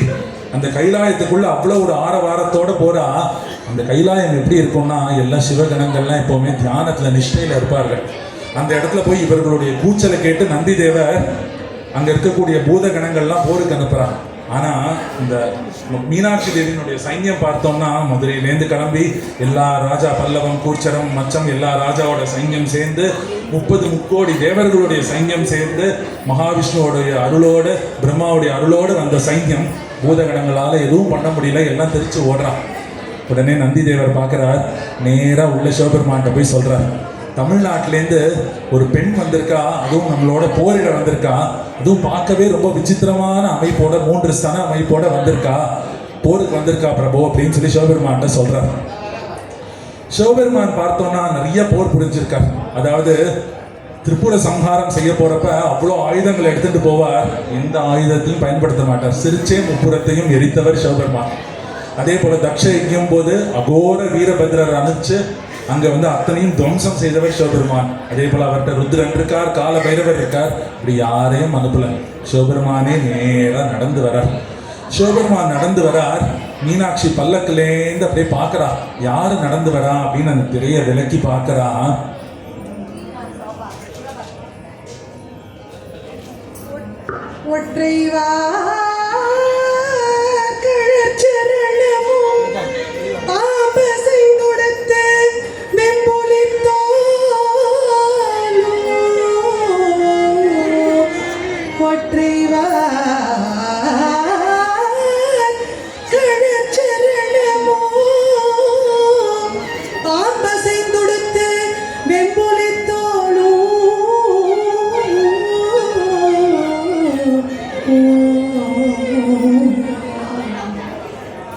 மீனாட்சி தேவி பார்த்த காட்சி, அதாவது ஒற்றைவார் கழல் சரணமும். ஒரு காலில் தண்டை அணிஞ்சுட்டு சிவபெருமான் பாம்பணிந்து புலித்தோல் அணிந்து திருவெண்ணீர் அணிந்து வரார். இந்த இடத்துல பரஞ்சோதி முனிவர் அழகான ஒரு வரி சொல்றார், தன்னையே நோக்கிய கருணை செய். அப்படி மீனாட்சி தேவி இந்த திரையை விலக்கி பார்க்கிறா. சிவபெருமானுடைய அந்த கருணா கட்டாட்சம் அந்த மீனாட்சி தேவியின் மேல அந்த விழற அந்த க்ஷணம், அந்த மூன்றாவது சனம் மறையறது. உடனே பக்கத்துல இருந்த அமைச்சர் சுமதி உடனே மீனாட்சி தேவிகிட்ட போய் சொல்றா, தாங்கள் பிறந்தப்ப ஒரு அசரீர வாக்கு வந்தது, தங்களுக்கு உரியவரை நீங்கள் காணும் பொழுது அந்த மூன்றாவது ஸ்தனம் மறையும் அப்படிங்கிற பரமேஸ்வரனுடைய அசரீர வாக்கை போய் நினைவுபடுத்துறா. மீனாட்சி தேவி அந்த பல்லக்கிலேருந்து இறங்குறா. கையில் இருக்கக்கூடிய வில்லையும் அம்பையும் கீழே போடுறா. புருவம் அப்படிங்கிற அந்த அழகான வில்லோட கருணா கட்டாட்சம்ங்கிற அந்த பார்வையோட சிவபெருமானுடைய சரணத்தை, சிவபெருமானுடைய திருவடியை பார்த்து மீனாட்சி தேவியால் எதுவும் பேசவே முடியல. அப்படியே சரண்டர் ஆகி அப்படியே நிற்கிறா. அந்த க்ஷணம் சிவபெருமான் பார்க்குறார், இனிமே அவ பேச மாட்டா, நம்ம தான் பேசணும் அப்படின்னு முடிவு பண்ணி சிவபெருமான் ஒரே ஒரு வார்த்தை தான் சொல்றார், இனியும் யுத்தம் நடந்தால் இந்த உலகம் தாங்காது, மீனாட்சி மதுரைக்கு போ, வருகின்ற சோமவாரத்தன்று காலை 9 மணிக்கு மதுரைக்கு வந்து உன்னை திருமணம் செய்து கொள்கின்றேன். ஒரே ஒரு வாசகம் தான், அதுல எல்லா டீட்டெயில்ஸும் இருக்கும். என்னைக்கு வருவா, மண்டே என்னைக்கு வருவாளா, எத்தனை மணி டைம் சொன்னாலா அப்படிங்கிற அந்த கேள்வி டவுட்லாம் நம்மளுக்கு இருக்கவே இருக்காது. வருகின்ற, அதாவது வர்ற மண்டே திங்கக்கிழமை காலையில சோமவாரம் 9 மணிக்கு மதுரைக்கு வந்து உன்னை மனம் முடித்துக் கொள்கிறேன், திருமணத்துக்கு உண்டான ஏற்பாடுகள் ஆகட்டும் அப்படின்னு சிவபெருமான் சொல்றான். அதை கேட்ட உடனே மீனாட்சி தேவி சுற்றி இருக்கக்கூடிய சைன்யங்கள் எல்லாருக்கும் அவ்வளோ ஒரு ஆனந்தம். மீனாட்சி தேவி அங்கே எந்த ஒரு இன்டென்ஷனோட வரா அப்படின்னு பார்த்தோம்னா, கைலாயத்தை தன்வசப்படுத்தணும் அப்படின்னு மீனாட்சி தேவி வரா. சிவபெருமானுடைய கருணா கட்டாட்சம் பட்டு சிவபெருமான் முன்னாடி சரணடைந்து நிற்கிறா. அதாவது கைலாயத்தை தன்வசப்படுத்தணும்னு வந்த மீனாட்சி கைலை நாதனை தன்வசமாக்கிண்டு அவ்வளோ ஒரு ஆனந்தத்தோடு திரும்ப போறா. அப்பேற்பட்ட பாக்யவதி. கைலாயத்தை வசப்படுத்தணும்னு வந்த மீனாட்சி கைலை நாதனை தன்வசப்படுத்தின்னு அங்கேருந்து புறப்படுறான். அப்பேற்பட்ட பாக்கியத்தோட மீனாட்சி தேவி கைலாயத்திலேருந்து நேராக மதுரைக்கு புறப்பட்டு வரா. அதுக்கு முன்னாடி ஓடி வந்து காஞ்சன மாலையிட்ட ஒரு சேவகன் வந்து சொல்கிறான், அம்மா அம்மா நம்ம மீனாட்சி அம்மாவுக்கு கல்யாணமா, மாப்பிள்ளை யார் தெரியுமா, அந்த பரமேஸ்வரன் அப்படின்னு. உடனே கழுத்தில் இருக்கிற முத்து மாலை எடுத்து அவனுக்கு பரிசா கொடுக்குறா. என்னது, ஒரு வாரத்தில் கல்யாணமா, திங்கக்கிழமை பரமேஸ்வரனே வராரா நம்ம மதுரைக்கா, பொன்னாத்தில் எப்படி இருக்கும், ஒரு வாரத்தில் கல்யாணத்துக்கு ஏற்பாடு பண்ணணும்னா. உடனே காஞ்சன மாலை அமைச்சர் எல்லாரையும் கூப்பிடுறா. மதுரையை அல்லோல கல்லோல படுறது, எள்ளு விழுதா எள்ளு விழ இடம் இல்லை. அப்படி எல்லாரும் தங்க வீட்டு கல்யாணம் மாதிரி வாழை மரம் கட்டுறா, கமுகு மரம் கட்டுறா, அவ்வளவு கோலாகலமாக கொண்டாடுறா. இதுக்கு ஒரு எக்ஸாம்பிள் சொல்லணுமானா, இப்போ இன்னைக்கு இந்த வருஷம் நடந்த அயோத்தியா ராமர் கும்பாபிஷேகம் பட்டாபிஷேகம்னா நம்ம எல்லாரும் நம்பாத்து ராமருக்கு பட்டாபிஷேகம் நடக்கிற மாதிரினா எல்லா இடத்துலையும் கொண்டாடினோம். எத்தனை இடத்துல ராமர் பஜனை பாடல்கள் பக்தி அவாவா எல்லாரும் தங்களாத்து ராமருக்கு பூஜை பண்ணி பாடி அப்படின்னு எப்படி எல்லாரும் நம்மாத்து கல்யாணம் நம்மாத்து விசேஷம் அப்படின்னு கொண்டாடுறா இல்லையா. அது போல மதுரை நகரமே விழா கோலமா எல்லாரும் நம்ம மீனாட்சிக்கு கல்யாணம் அப்படின்னு. உடனே காஞ்சன மாலை எல்லா ராஜாக்கும் ஓலை அனுப்பு, திருமண ஓலை அனுப்பு, தடாதகை தேவிக்கும் அந்த பரமேஸ்வரனுக்கும் வர்ற சோமவாரம் இது போன்ற ஒரு அழகான ஒரு சோமவாரத்தில் 9 மணிக்கு திருமணம், எல்லாருக்கும் திருமண ஓலை அனுப்பு, எல்லா வேலையும் நடக்கட்டும். திருமண விருந்து அவ்வளவு கிராண்டாக இருக்கணும், இந்த மெனு போடணும் அப்படின்னு அவள் வாட்டுக்கு அரேஞ்ச்மெண்ட் பண்ணிகிட்டே இருக்கா.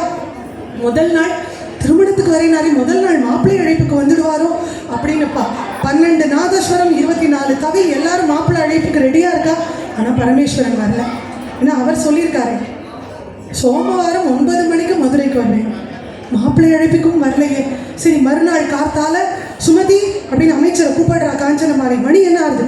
8:30 ஆயிடுதா. இன்னும் பரமேஸ்வரன் வரவே இல்லையே. சீக்கிரம் எல்லா வேலையும் ஆகட்டும். பரமேஸ்வரான அந்த பரமேஸ்வரனையே வேண்டிக்கிறான், சுவாமி வரணுமே. இப்படி பொன்னாத்து பக்கம் இப்படியெல்லாம் நடக்கிறதுனா அங்கே கைலாயத்தில் இதே காட்சி என்னன்னா, பரமேஸ்வரன் கேட்குறார், நந்தி மணி என்னப்பா?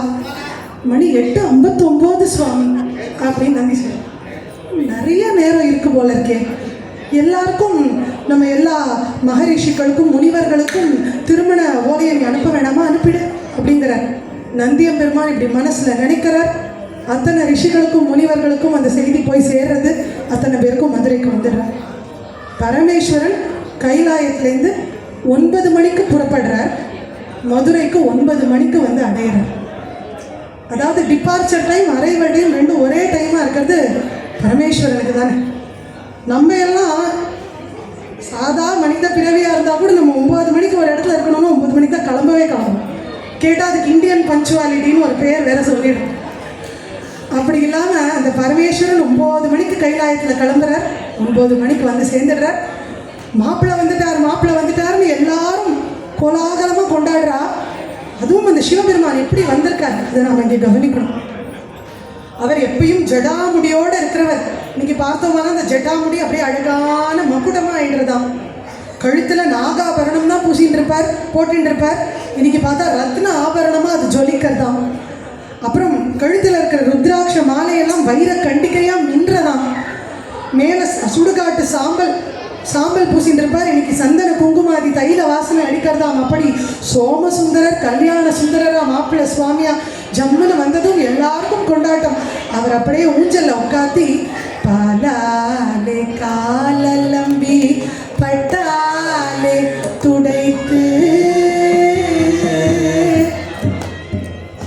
சாதாரணமாக கல்யாணத்துலேயே நம்ம பாலால் காலம்புறதுல இப்படி 2 சொட்டு சொட்டாக எடுத்து தெளிப்போம். பரமேஸ்வரனே மாப்பிள்ளையாக வந்தாருன்னா அவரோட பாத சரண கமலங்களுக்கு பால் அபிஷேகம் தான் செய்யணும் அப்படின்னு பாலை ஒவ்வொருத்தரும் சொம்பல பாலை விட்டு அபிஷேகம் செய்து பாலால் கால் அலம்பி தங்களோட பட்டு புடவையால் பட்டாலே துடைத்து அங்கே அந்த ஊஞ்சல் வைபவம் நடக்கிறது.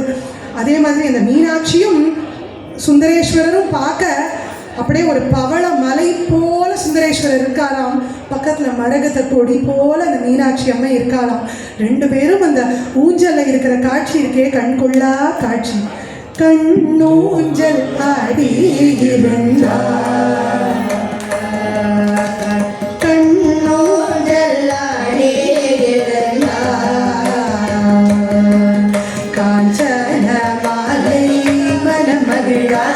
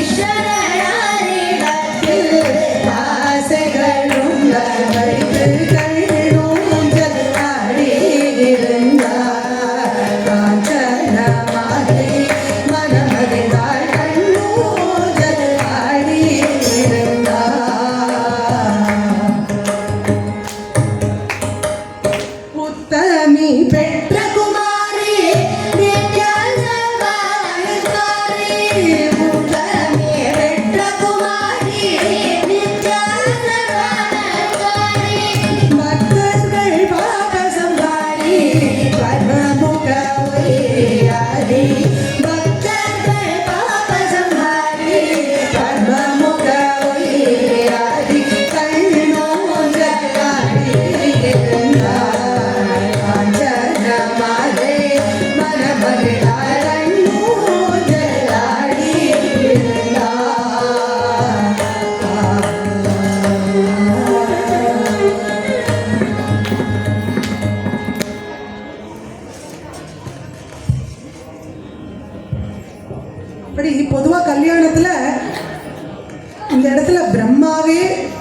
இயராக அங்கே கல்யாணத்தை செஞ்சு வைக்கிறார். எல்லா கல்யாணத்துலையும் பிள்ளையார் பூஜை பண்ணுவோம். இங்கே விக்னேஸ்வரரே பிள்ளையாரை வந்து உட்கார்றார், அவருக்கு பூஜை பண்ணுறா. அப்படி கோலாகலமாக நடக்கிறது. அம்மி மிதித்து அருந்ததி பார்த்துன்னா அங்கே அருந்ததி தேவியார் வரா.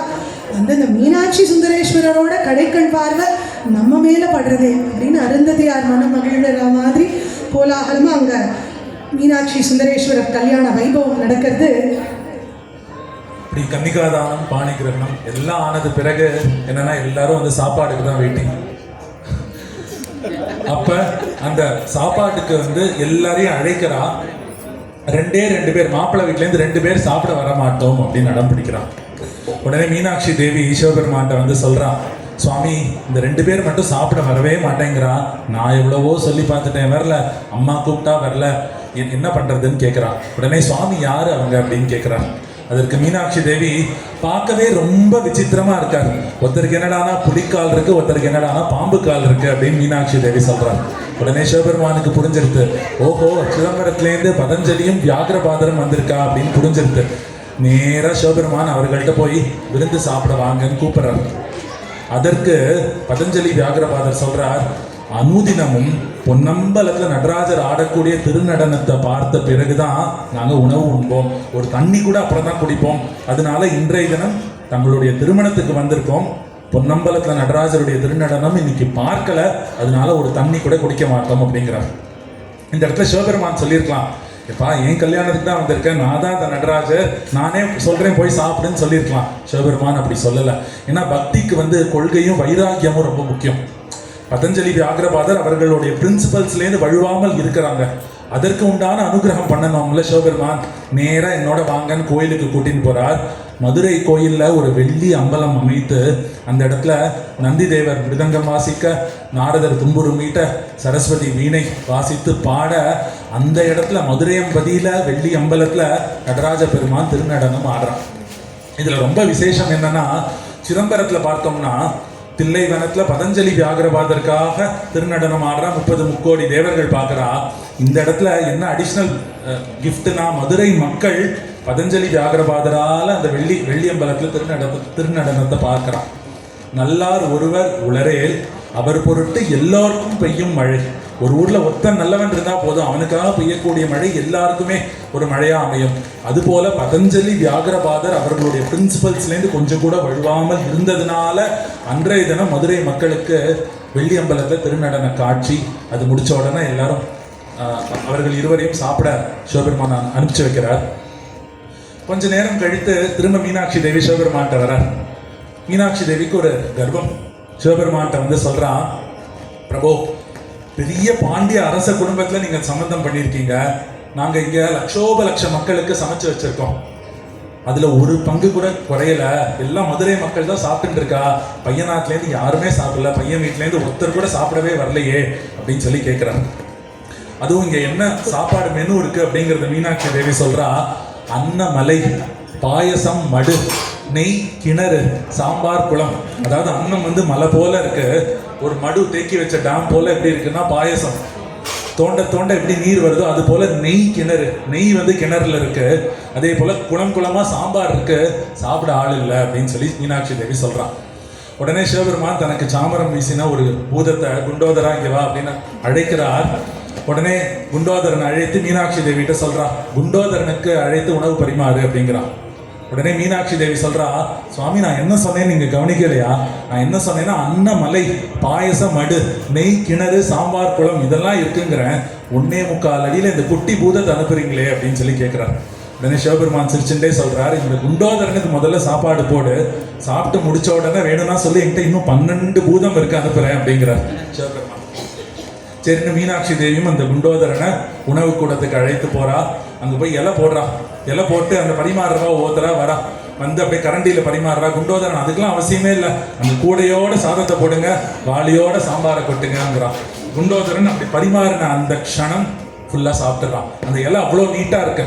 இந்த இடத்துல கவனிக்க வேண்டிய விஷயம், இன்னைக்கெல்லாம் பரிமாற வரவாளுக்கெல்லாம் எவ்வளோ சிரமம்னா, இப்படி போட வரும்போதே பார்த்தாலே நம்ம போதும் வேணான்றோம். இல்லாட்டி டயட், நான் ஒயிட்டே சாப்பிட மாட்டேன், சுகரே சாப்பிட மாட்டேன். அதே போல் இலையில பரிமாறினா அதாவது பரிமாறின ஐட்டத்தில் ஒரு துளி நம்ம சாப்பிட்ருப்போம், மீதி எல்லாம் வேஸ்ட்டாக போயிடுது. அதனால தான் புஃபே கான்செப்ட் வந்ததோ என்னமோ. ஏன்னா நம்மலாம் ஒழுங்காக சாப்பிட்றதில்ல. ஆனால் அந்த குண்டோதரனுக்கு பரிமாறுறவாள்லாம் அவ்வளோ திருப்தியாக பரிமாறுறா. ஏன்னா போட்ட மாத்திரம் அப்படியே இலை திரும்ப புது இலையாயிடுதுன்னு சொல்லிட்டு ஆனந்தமாக பரிமாறுறா. அதுவும் அங்கே எவ்வளோ வெரைட்டி ஆஃப் ஐட்டம்ஸ் இருக்குது அப்படிங்கிறது ஒரு பாட்டே இருக்குது. அதுலேயும் ஒரு சரணம் இல்லை, 3 சரணத்துக்கு என்னென்ன ஐட்டம் மீனாட்சி கல்யாணத்தில் மெனு என்னங்கிறது அந்த பாட்டாவே இருக்குது. போஜனம் செய்ய வாருங்கள், போஜனம் செய்ய வாருங்கள், மீனாட்சி சுந்தரேச கல்யாண மண்டபத்தில் போஜனம் செய்ய வாருங்கள், நவசித்திரமானதோ கல்யாண மண்டபத்தில் போஜனம் செய்ய வாருங்கள்,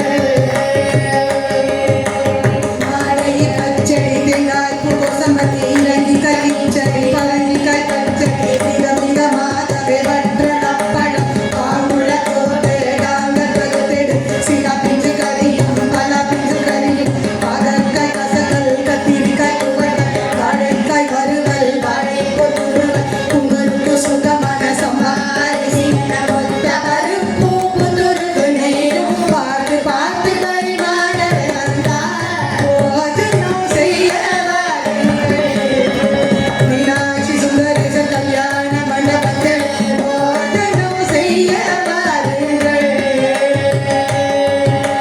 பொரிச்ச குழம்பு பூசணிக்காய் சாம்பார் வெண்டைக்காய் மோர்கறி வெங்காய சாம்பார் மாய்க்கு மிக ருசிக்கும் மிளகு கிடாரசம் மதுரமாயிருக்கும் மைசூர் ரசம் பருப்புகள் சேர்த்த பன்னீர் ரசம் வேணுவோக்கெல்லாம் வேப்பம்பூ ரசம் குடிக்க மிக ருசிக்கும் கொட்டு ரசம் சூரிய உதயம் போல் சீரும் அப்பளம் சுக்ல உதயம் போல் ஜபரிசி கருவடை பக்கார அரிசல் சர்க்கரை பொங்கல் என்னென்ன வடை வகையான வடை சுமசார வடை வெங்காய வடை சொஜ்ஜி வடையுடன் நல்லெண்ணெய் வடை தயிர் வடையுடன் பால் கோழிகள் அனரசம் அதிரசம் பதிவேணியுடன் சேமிய அல்வா ஜிலேபி லட்டு முத்து முத்தாய் இருக்கும் முந்திரி லாடு ரம்யமாயிருக்கும் ரவா லாடு பேஷாயிருக்கும் கேசரி லாடு துண்டு துண்டாயிருக்கும் குஞ்சா லாடு பளபளவென இருக்கும் பயக்கம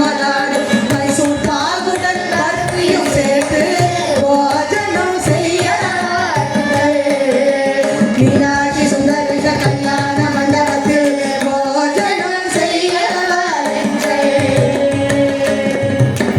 பொரிகனி வர்க்கங்கள் பச்சை நடாம்பழம் தேன் கதளி செவ்வாழை பழம் நேந்திர பழத்துடன் மாம்பழ தினுசுகள் பலாப்பழத்துடன் ஆடை கைமடிக்கும் ஆடை கைவெண்ணி தங்காம தேடு பாகாளா பாதிங்கி ஊறுகள் எடுக்கென கடிக்கும் மாவடு ஊறு பாவக்காய் ஊறுகாய் வேப்பிலை கட்டி கொத்தமல்லி சட்டினி மிளகாய் பொடி மிளகாய் பச்சடி பார்த்து பார்த்து பரிமாற வந்தார் போஜனம் செய்ய வாருங்கள், மீனாட்சி சுந்தரேச கல்யாண மண்டபத்தில் பார்த்து பரிமாறினார், நவசித்திரமானதோ கல்யாண மண்டபத்தில் பார்த்து பரிமாறினார், பார்த்து பரிமாறினார், பார்த்து பரிமாறினார்.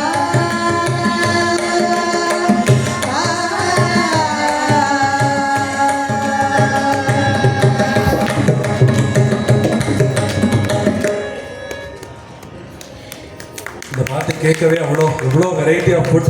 ஒரு 1 மணி நேரம் முடிச்சிடும், எல்லாரும் போய் சாப்பிடலாம். இப்படி குண்டோதரனுக்கு ஒன்றொன்னா பரிமாறுறா. முதல்ல பரிமாறுறவாளுக்கு ஆனந்தமாக தான் இருந்தது. ஏன்னா அவள்கிட்ட அவ்வளோ வெரைட்டி இருக்கு, லட்சம் மக்களுக்கு சமைச்சிருக்கா. பரிமாற பரிமாற பரிமாற இந்த குண்டோதரன் கபலீகரம் பண்ணிட்டு இருக்கான், போடுறது எல்லாத்தையும் சாப்பிட்டுட்டு இருக்கான். ஒரு சமயம் பார்த்தா சாதம் இல்லை, பருப்பு இல்லை, சாம்பார் இல்லை, எல்லாம் ஆயிடுத்து. ஆனால் இந்த குண்டோதரன் பசி பசி பசி பசின்னு கத்துறான். என்ன பண்ணுறதுன்னு பார்த்தா உடனே இந்த பக்ஷணம்லாம் இருக்கே, இந்த பக்ஷணம்லாம் சீர் பக்ஷணம்லாம் எல்லாம் குண்டோதரனுக்கே போட்டுருவோம் அப்படின்னு சொல்லி லட்டு கொண்டு வரான். ஒரு கூட நிறைய லட்டு கொண்டு வந்து லட்டு பரிமாறுவோம். அடுத்த அதிரசம் கொண்டு வரலாங்கிறதுக்குள்ள லட்டு காலி, அடுத்த முறுக்கு எடுத்துட்டு வரதுக்குள்ள அதிரசம் காலி. ஜாங்கிரி, பாதுஷா, மைசூர் பா இப்படி ஒன்னொன்னா கபலீகரம் பண்ணிட்டான். இதெல்லாம் சாப்பிட்டதுக்கு அப்புறமும் பசி பசி பசிங்கிறான். எனக்கு எதுவும் போடலாம், உங்களை விழுங்கிடுவேன், இந்த மதுரையே விழுங்கிடுவேன் அப்படின்னு வேற சொல்றான். இந்த சமையல்காரெல்லாம் பார்த்தா நேராக மீனாட்சி தேவிகிட்ட ஓடி போகிறான். இது நடந்ததை சொல்கிறா. மீனாட்சி தேவிக்கு என்ன பண்ணுறதுன்னு தெரியல. நேராக தலை குனிஞ்சுட்டு சிவபெருமான் முன்னாடி போய் நிற்கிறான். இப்படி குண்டோதரன் இப்படி சாப்பிட்றான். எல்லாம் தீர்ந்துட்டு ஒரு பருக்க கூட மிச்சம் இல்லை அப்படின்னு சொல்கிறா சிவபெருமான்கிட்ட. சிவபெருமான் உடனே குண்டோதரா அப்படின்னு அந்த கூப்பிட்ட மாத்திரத்தில் குண்டோதரனுடைய பசி அடங்கிருது. உடனே மீனாட்சி சிவபெருமான் கேட்கிறார், அன்னமலை பாயசம் மடுலாம் இருக்குன்னு சொன்னீங்க, இன்னும் 12 பூதம் இருக்கு, அனுப்பட்டுமா அப்படின்னு சிவபெருமான் கேட்கிறார். மீனாட்சி தேவி தன்னுடைய தவறை உணர்ந்து சிவபெருமான்கிட்ட மன்னிப்பு கேட்கிறார். அப்பதான் அடுத்த பிரச்சனை என்னன்னா, குண்டோதரன் அவ்வளோ சாப்பிட்டுருக்கான், சாதம் பக்ஷணம் எல்லாம் என்ன பதார்த்தம் அவ்வளோ சாப்பிட்டுருக்கான். தாகம், டம்ளர்ல தண்ணி கொடுத்தா இவ்வளோ சாப்பாடு சாப்பிட்டதுக்கு டம்ளர்ல தண்ணி கொடுக்க முடியுமா? அவ்வளோ தாகம் தாகம் தாகம் தாகம்னு கூச்சலிடுறான். உடனே சிவபெருமான் சொல்றார், குண்டோதரா அந்த நதியில போய் கை வை அப்படிங்கிறார். அதே போல தன்னுடைய தலையில இருக்கக்கூடிய கங்காட்ட சொல்றார், அந்த நதியில ஜலம் பெருக்கெடுத்து ஓடட்டும் அப்படின்னு சொல்லி கட்டளையிடுறார். அதே போல கங்காதேவி அந்த கை வைத்த அந்த நதி, அதனால அதற்கு வைகை அப்படிங்கிற பெயர். அந்த வைகை நதி அதற்கு கிருதமாலா நதின்னு பேரு.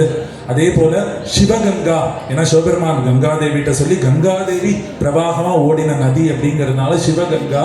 அதே போல சிவஞான நதி, சிவபெருமானுடைய உச்சியிலிருந்து நம்முடைய தென்தேசத்துல ஓடிய நதி அப்படிங்கிறதுனால சிவஞான நதி அப்படின்னு இந்த வைகை நதிக்கு அவ்வளோ விசேஷமான பெயர்கள்லாம் உண்டு.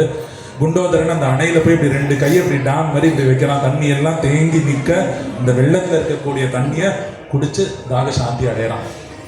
இப்படி இந்த குண்டோதரனுக்கு அன்னமிட்ட படலம் அப்படிங்கிறதே பார்த்தோம்னா 64 திருவிளையாடல்ல ஒண்ணு. அதே போல பரஞ்சோதி முனிவர் இயற்றின அந்த 64 திருவிளையாடல் இந்த வெள்ளியம்பலத்துல பதஞ்சலிக்கு ஆகிரவாதருக்கு ஆடியது, அது ஒரு திருவிளையாடல். அதே போல குண்டோதரனுக்கு அன்னமிட்ட படலம். பொதுவா நம்மள்கிட்ட வசதி இருக்கு, நான் 10 ஐட்டம் பண்றேன், 20 ஐட்டம் பண்றேன், நான் எப்படி சாப்பாடு போடுறேன் அப்படிங்கிற அந்த அகங்காரத்தோட யாருக்கும் பரிமாறக்கூடாது அப்படின்னு நம்மை போன்ற மக்களுக்கு எடுத்து சொல்லணும் அப்படிங்கிறதுக்காக சிவபெருமான் புரிந்த ஒரு அதி அற்புதமான திருவிளையாடல். இப்படி இந்த மீனாட்சி சுந்தரேஸ்வரர் கல்யாணம் விருந்து எல்லாம் சொன்னோம். இந்த மீனாட்சி தேவியோட பெயர் மீனாட்சி அப்படிங்கிற பெயர் தமிழில் அங்கையர்கண்ணி. மீனாட்சினா மீனை போன்ற கண்களை உடையவள் அப்படின்னு மேலோட்டமாக பார்த்தா ஒரு அர்த்தம் புரியும். ஆனால் அதையும் தாண்டி நம்மை போன்ற பக்தர்களுக்கு மீனை போன்ற கண்களை உடையவள்ங்கிறத தாண்டி அந்த மீனாட்சிங்கிற பெயர் காரணம் ஏன் அப்படின்னு பார்த்தோம்னா, பொதுவாக பாலூட்டிகள் ஆடு மாடு குதிரை யானைலாம் பார்த்தோம்னா தன்னோட ஸ்தனத்தால் குழந்தைக்கு பால் ஊட்டி குழந்தைய வளர்க்கும். இதே இது பறவைகள்லாம் பார்த்தோம்னா அழகு இருக்கும், எங்கேயாவது போய் இறை தேடி வந்து அந்த இறை அப்படியே மாவாக்கி அழகில் அப்படியே மாவாக்கி தன்னோட பறவை குஞ்சுக்கு அதை ஊட்டும். அப்படி பார்த்தோம்னா அந்த மீன் ஆமை போன்ற ஜந்துக்கள் பார்த்தோம்னா பொதுவாக மீனை பார்த்தோம்னா அது நீரில் வாழும் இல்லையா. நீரில் அதுக்கு பின்னாடி இந்த மீன் குஞ்செல்லாம் அந்த அம்மா பின்னாடி சலன்னு ஓடி வருமா. அந்த தாய் மீன் அப்படியே நீரில் நீந்திட்டு போகும்போது மெதுவாக இப்படி திரும்பி அந்த கடைக்கண்ணால் அந்த பார்த்தே அந்த குழந்தைய வளர்க்குமா. மீனுக்கு மட்டும் இந்த ஒரு விசேஷ குணம் இருக்குது. அதுதான் பார்த்தோம்னா நம்ம புராணத்தில் இல்லாத ஜுவாலஜி இல்லை, பயாலஜி இல்லை, ஜியாகிரஃபி இல்லை, ஹிஸ்ட்ரி இல்லை, அத்தனையும் நம்மளோட புராண இதிகாசங்களில் அவ்வளவு விஷயம் கொட்டி கிடக்கு. இப்போ மீனோட இந்த நேச்சர் அது அவ்வளவு அழகாக திரும்பி அந்த கடைக்கண் பார்வையாலேயே அந்த குழந்தைகளுக்கு ஒரு தெம்பை கொடுத்து சக்தியை கொடுத்து வளர்க்குமா. ஏன்னா அதுக்கு பிராணவாயு ஆக்சிஜன் நீர்லே இருக்குது. அந்த அம்மா எப்படி அந்த குழந்தைக்கு சக்தியை கொடுத்து வளர்க்குறதுனா அந்த பார்வையால். அது மட்டும் இல்லாமல் மீன் நீங்கள் பார்த்தீங்கன்னா இமைக்கவே இமைக்காது ஒரு க்ஷணம் நேரம் கூட. அதோட உயிர் பிரிஞ்சு அது பூமியில் விழுந்து கிடக்கிறச்ச கூட பார்த்தீங்கன்னா மீனோட கண்ணு முடவே திறந்தே தான் இருக்கும் எப்பயும். அது மாதிரி இமைக்காமல் ஒவ்வொரு க்ஷண நேரமும் இந்த பக்தர்களுக்கு தன்னுடைய கடைக்கண் பார்வையினால் அருள் புரியறதுனால மீனாட்சி அந்த அம்மா எப்பேற்பட்ட காருண்ய தேவி அப்படின்னா, அனுதினமும் மீனை போல நம்ம என்ன வேணாலும் பண்ணிட்டு இருந்தாலும் அவளோட பார்வையினாலேயே நமக்கு சக்தியை கொடுத்து தெம்பை கொடுத்து நம்ம எங்கேயோ இருப்போம். ஆனால் எங்கே இருந்தாலும் அந்த மதுரையில் இருக்கக்கூடிய அந்த மீனாட்சி அம்மை அவளுடைய பார்வையால் நம்மை வளர்த்து ரட்சித்து காத்து அருள் பண்ணுறனால தான் அவளுக்கு மீனாட்சிங்கிற பெயர். அப்படி இந்த மீனாட்சி தேவியோடைய காருண்யம் கடைக்கண் பார்வை போதும் அப்படின்னு பல கம்போசர்ஸ் கிருதியெல்லாம் பண்ணியிருக்கா. அதில் ஷியாமா சாஸ்திரி மீனாட்சி அம்மை பேரில் நவரத்ன மாளிகா நிறைய கிருதி பண்ணியிருக்கார். அதில் அந்த அனுபலவியில் அவர் சொல்வார், பராகு சேயக்க வரதாயகி நீவல தெய்வமும் லோகமுலோ கலதா. உன்ன மாதிரி வரம் அளிக்கக்கூடிய ஒரு தெய்வம் நீ வல தெய்வமும் லோகமுலோ கலதா இந்த உலகத்தில் உண்டான். இதை சொல்லி தரச்ச குருநாத்தாலாம் சொல்லுவாங்க, நம்ம இதை ரொம்ப ஜாக்கிரதையாக பாடணும். நிறையா பேர் பாடுறச்ச என்ன பண்ணிடுவோம்னா, நீ வல தெய்வமுலோ கமுலோ கலதா அப்படின்னு பாடிட்டோம். எவ்வளவு அழகான வார்த்தை, நீ வல தெய்வமும் லோகமுலோ கலதா அப்படிங்கிறத சுக்குமி லகத்தி இப்பிலின்னு பாடுற மாதிரி பாடினோன்னா அந்த பாவமே போயிடுறது இல்லையா. அதனால ரொம்ப ஜாக்கிரதையாக பாடணும் அப்படின்னு சொல்லுவோம். அப்படி அவர் சொல்கிறார், சரோஜ தடநேத்ரி ஹிமகிரி புத்ரி, உன்னை சதா நம்பி இருக்கேன், நீ எல்லாருக்கும் சுபத்தையே மங்களத்தையே கொடுக்கணும், சுபம் இம்மா அப்படின்னு அவர் பிரார்த்தனை பண்ணுறார். அதனால நம்ம எல்லாருடைய பிரார்த்தனையாக மீனாட்சி தேவி கிட்ட இதை நம்ம பிரார்த்தனை செய்துப்போம். உத்யத்பானு சஹஸ்ர கோட்டி சத்ருஷ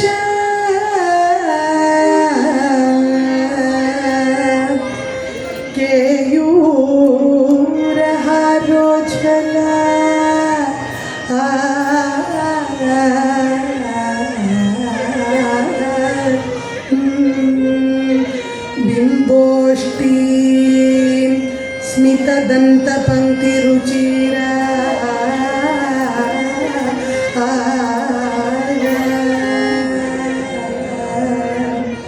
विष्णु ब्रह्म सुरेंद्र सेवित बदा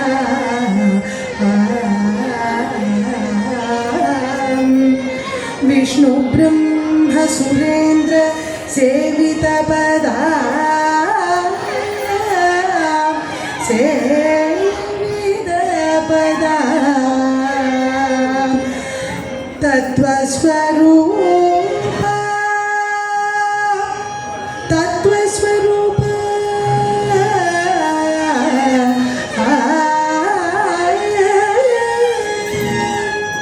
तत्वस्वरूप शिवा मीनाक्षी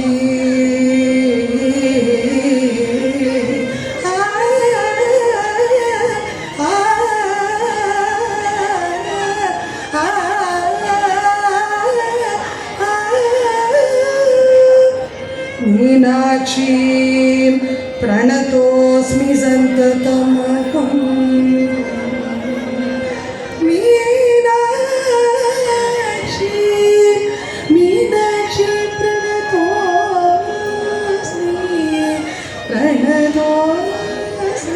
मीनाक्षी सन्ततमहम्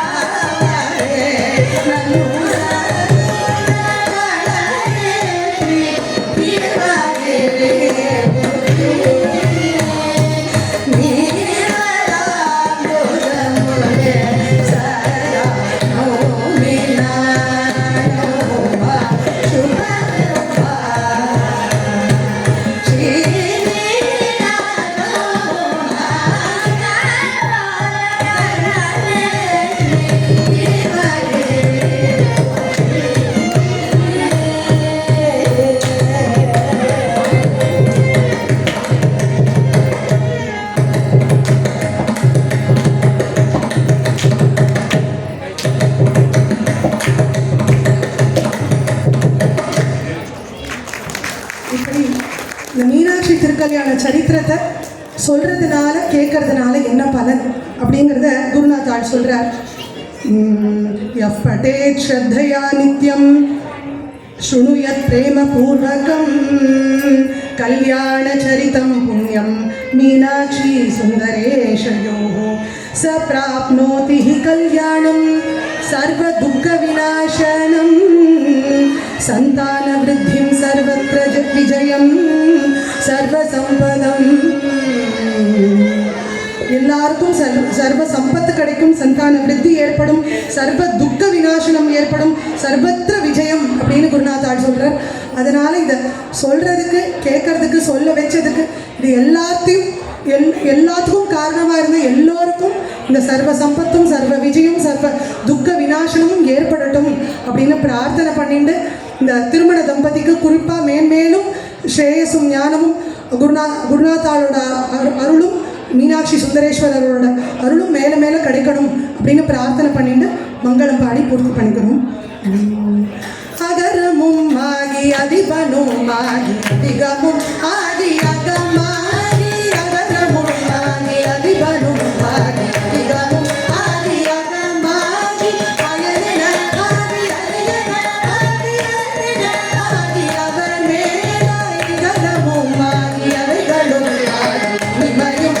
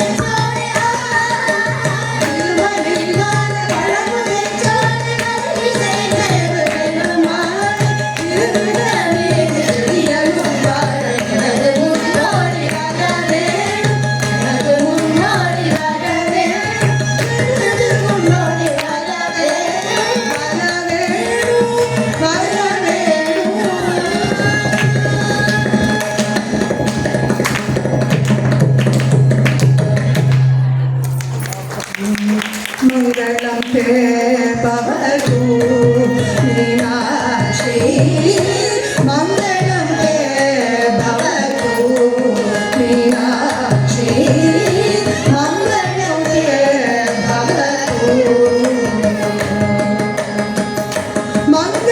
மங்களரூபிணி மம சகோதரி மங்களரூபிணி மம சகோதரி கங்காதர சித்த ஜோதி